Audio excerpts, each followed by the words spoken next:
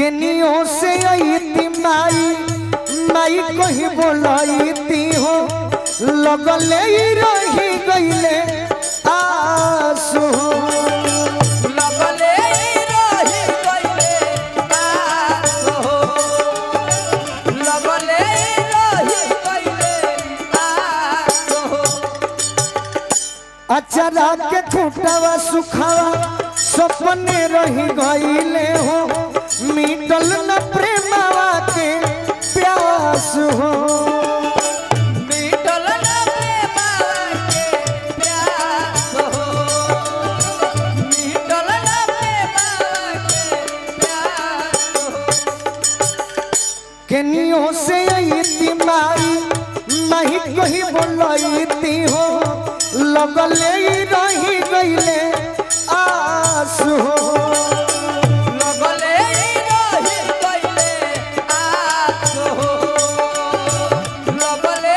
रही गईले आसो हमारा मिथिलेश भैया के बहुत बहुत सम्मान मिलल जय हो और सम्मान ही बा के प्यार ही बा के खींच के लेके आइल बा ना तो हमारा भी कुछ हो नहीं के ना पनिया पियई तू धावा खाना लेके आई तू हो पनिया पियई तू भात खाना लेके आई तू हो हाथ सहलई तू हमरो केस हो हाथ सहलई तू हमरो केस हो हाथ सहलई तू हमरो केस हो लेके चला रे बटोहिया कौन दिशा में लेके चला रे बटोहिया ठहरे ठहरे ये तो हरी दी डगर जरा देखने देखने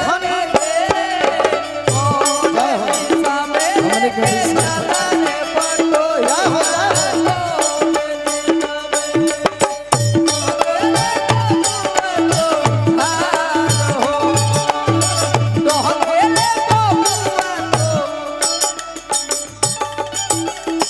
मिथिलेश भैया के मन के बात बा जय हो आज जो सबसे खास बाड़ू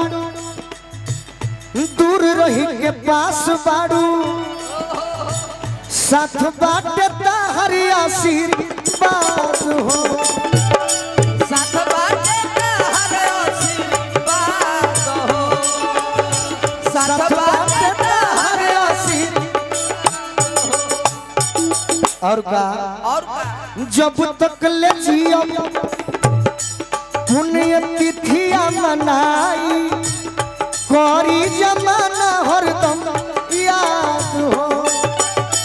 कोरी जमाना हरदम याद हो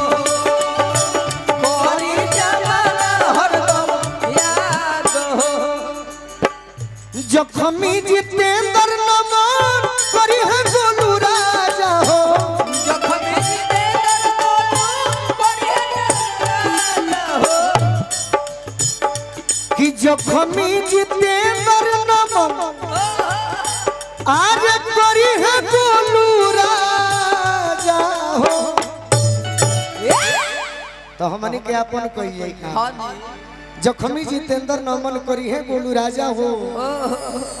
अरे फूल लेके माला हो में सब फूल लेके माला हो में फूल लेके माला हो जखमी जितेंद्र नमन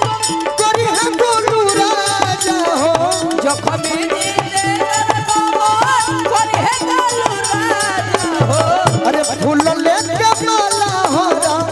में सब फूल लेके माला हो फूल लेके माला हो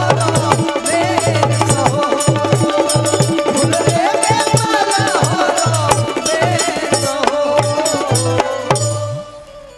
को माइक देव तो बड़ी अच्छा रही करके सेट कर दियो ये माइक के स्टैंड में सेट कर दियो